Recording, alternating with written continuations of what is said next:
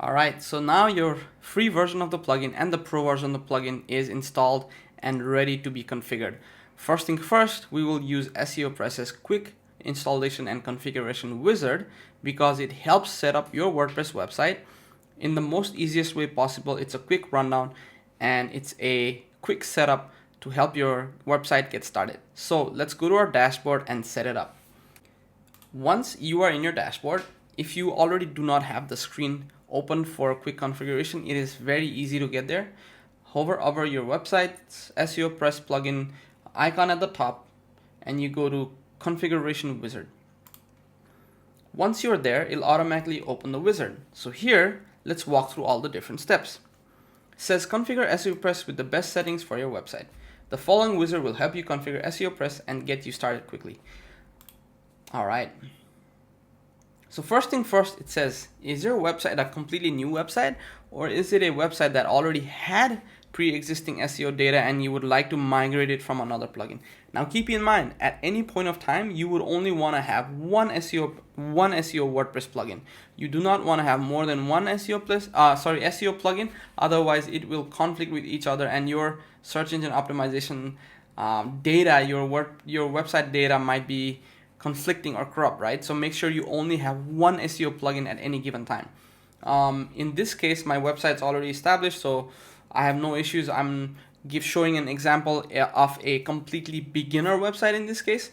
But if you're migrating your data from other websites or other SEO plugin, then you have the option to import those settings, right? But in this example, I'm saying this website is completely new. If you go to SEOpress's website, SEOpress migrate, and select the plugin you're migrating it from. So let's say you're migrating your SEO metadata from another plugin. It'll actually showcase and tell you what all is being migrated, what all data can be migrated. So if you're migrating, this is worth checking out. In our case, as I said, we're starting from scratch, so we're not gonna migrate from any of the other plugins. And we click next. To be really honest and transparent with you, I've set it up already, so that's why you might see a lot of the information already, filled up. But I will try to explain as much as possible in terms of what data and what information needs to be there. Okay, so first of all, site separator. Some of you might want to have a site separator, some of you might not want to have a site separator, but what happens is if you do have a site separator, it adds a dynamic variable. For now, in this website, I've left it empty because I manually put a hyphen before my site. Otherwise, you can put pipe sign or hyphen sign. It depends on how you want the results to show up. So what I mean is, if I go to Marketing with WP and check out one of the pages, let's say this page on Google, what do we see? It just says hyphen marketing with WP, right? So that's your separator and that's the name of the domain or the name of the website. So after every content, you will see there's a hyphen marketing with WP, and that's what the separator is to show on Google. All right.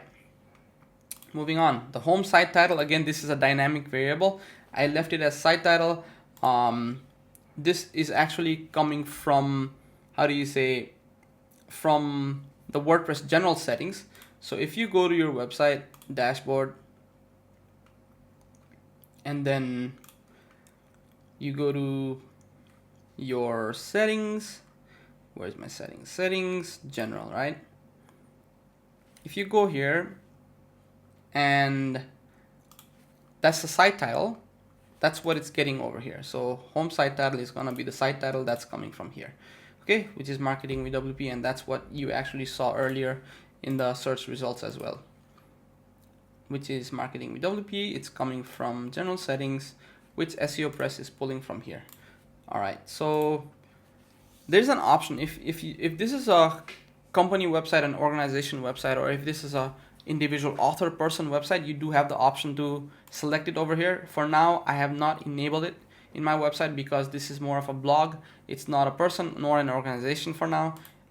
So that's why I leave it as none. But if it's an organization or a person, you can do it. And what it does is it actually adds a schema markup, an organization schema. it's like data for search engines, right? So it adds that schema markup over here if you select it. Also, if you select any of the options later on the back end, which I'll show you later, you do have the option to add more information on it as well. So for now, I do none. My organization name, if I did select organization, would be Marketing with WP. It's just a standard information, and I can select my logo, which has already been uploaded. Otherwise, you can just go ahead, upload the logo, and you'll just select it. So every time there's a schema markup added, you'll also give the name and the logo.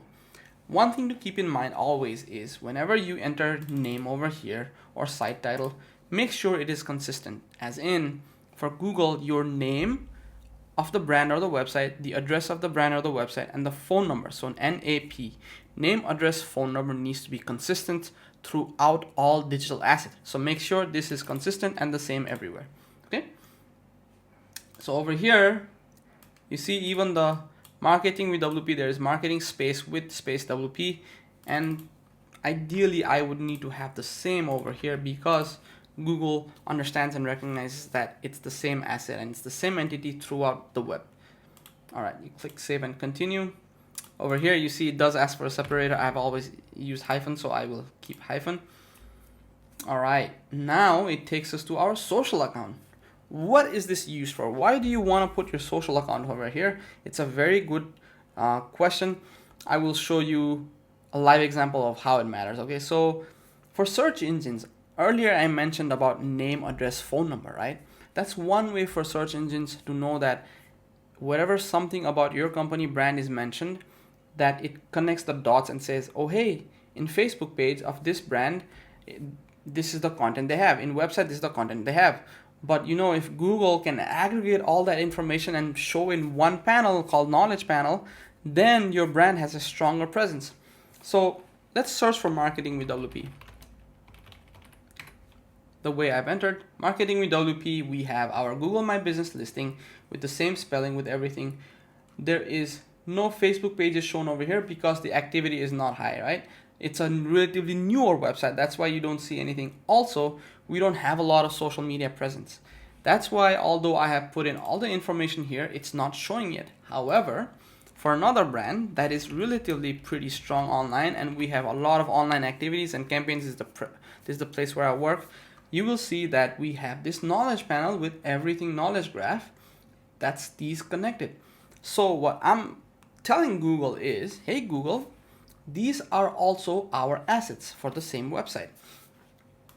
All right, so what makes these things pop up and work together is if there's quite a bit of activities on all those channels. So for Marketing with WP, we actually don't have a lot of activity on Facebook. We don't have a lot of activity on YouTube or LinkedIn. That's why it doesn't show it right now. However, the moment there's more content indexed from these things on Google, then it ties everything up. For this brand, Umbrella Films, we already have all of that done. So the Instagram profile is pretty active, LinkedIn's pretty active, Facebook's pretty active, and YouTube's pretty active. We drive a lot of traffic and visitors through all these channels. That's why this shows up over here, right? That's the whole point of having this. For another travel company website that I work with, our Facebook is very active, and you will see what happens. You will see the Facebook knowledge panel being over here. Because we drive a lot of traffic from Facebook to our website, we have a lot of activity there, so that's why the contents are being indexed. Okay, and that's what it is. Cool. Let's save and continue after you put in all your social handles, because in the long term, if it's a new website, it might take some time. As in Marketing with WP, it's less than a year old, to be honest, and there's not a lot of activity because it's a hobby blog website. But if it's a brand that is already very established and has many channels, then you can see the benefit of it, right? Everything is connected. But yeah, make sure all your social media handles are there so Google understands that all the digital assets are connected and there's a unified presence together. Okay, click save and continue once that's done. Next up, we have indexing. Indexing in quick configuration basically allows you as a administrator to control what all do you want to index and show in search engines, and what all do you want not to show or index in the search engines. So there's three different type of things. There's things called post types, there's archives, and taxonomies. So post types are independent posts. They can be blogs, they can be pages, they can be custom post type. Archives are basically archives of those post types. I will show you with an example very soon. And then there's taxonomies, which are categories and tags. So if I were to go to my website, you will see I have pages, right? So this is a home page. There are blogs. So blogs is a post type, right? And then there's courses. Then there is plugins and apps. So there's quite a few different post types. Plugins, resources, apps. Okay. So we have apps post types, and then we have plugins post types, and then we have blogs. So 3 types: blogs, let's say, plugins, apps, and then there's also our pages, which are, let's go to our dashboard real quick. So we have post, pages, there's courses and apps and plugins. There's actually plugins as well. So we have quite a few different post types. These pages, the one that is the more root structure, so these are the archive pages, okay? However, if you go to each of them inside, then they're actually individual contents. The other way to look at it is also in the sitemap. So we have sitemap.xml. So you see, this is an archive, this is an archive, this is an archive, this is an archive, and this is an archive. But whatever inside it is individual posts, okay? So those were post type, archives, and taxonomies. I don't have any taxonomies enabled. Now at this screen, quickly, if you already have contents or if you don't have contents and super new, there's not going to be a lot of options. But for this website, it's pretty established. I have a lot of post types already, and I know what I want to index, or I know what I do not want to index, right? So that's what this settings allows me to do. So it asks you, for which single post types should indexing be disabled? Indexing be disabled meaning which ones would you not want to have in the search engines. I know this user interface is kind of confusing. It should actually say which ones should be enabled. So it's like a kind of mind, it bugs your mind, you know, it's like it makes your mind go blank, but it's just worded weird. But simply it just says which one do you not want to index, okay? So I definitely want to show my posts. I definitely want to show my pages to search engines. I do not want to show a custom post type created by a plugin where I have revolving ads called as Sanity. I don't want to show that. I don't want to show my themes content blocks. I don't want to show smart filters or listing items that I have from here. However, I do want to index and show my courses that's available. I do want to index and show the apps that I'm recommending and reviewing. I do want to show the plugins that I'm recommending and reviewing. But since I don't have anything in themes right now, that's why I say do not display, okay? So basically I've unchecked the ones that I want to show and checked the ones that I don't want to show. And that's pretty much it for the post types. Click save and continue. Now, those were independent posts. However, if I want to index the post and not the archive itself, so let's say I want to index all the individual blog posts, right? All these each individual content, but I do not want to index this page itself called blogs because this is an archive page. Then I would select blog. Sorry, not over here. So it actually doesn't allow to do it from here, but it allows to do it for custom post types. So if I do not want to if I do not want to index archives, then I have the option of selecting that over here. So let's say for my plugins or my apps, if I don't want to index these archive pages, then I would literally go over here and select it.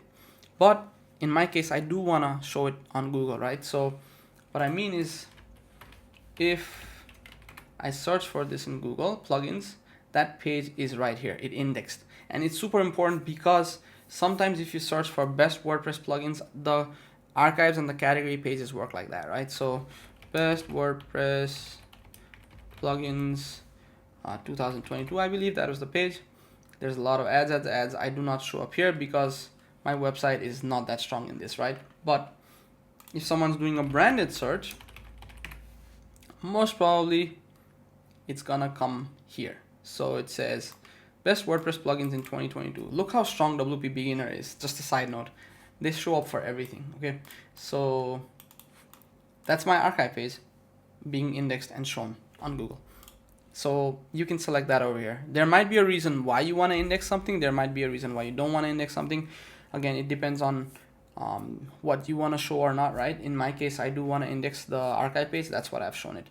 Now, moving on.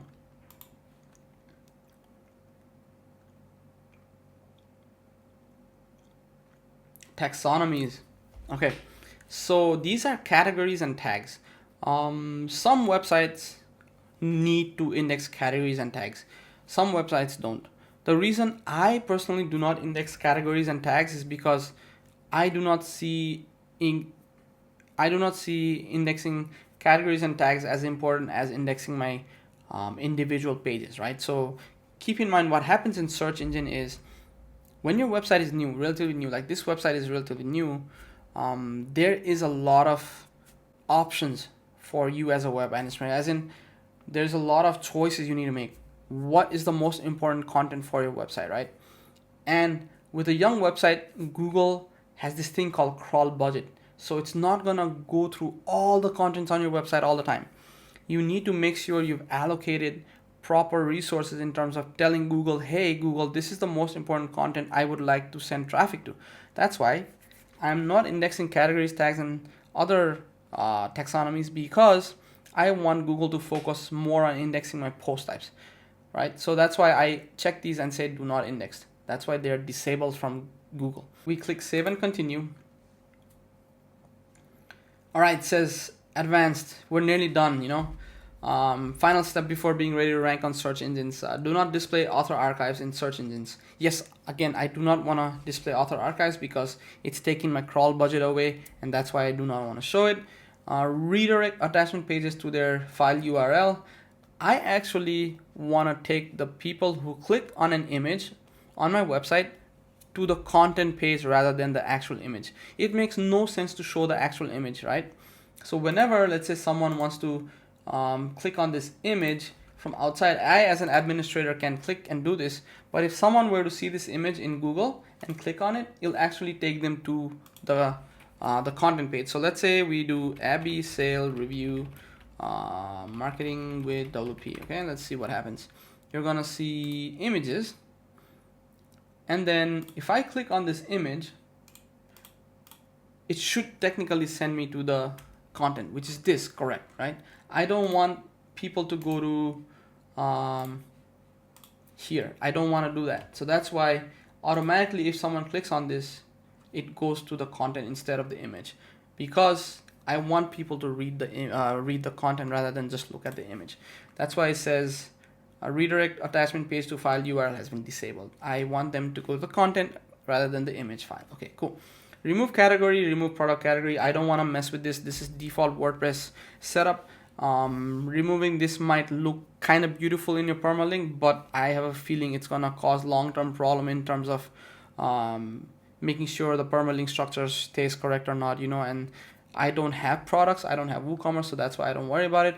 For category also, I do not have a lot of categories that I want to index, so I do not worry about it, and that's why I leave it as it is.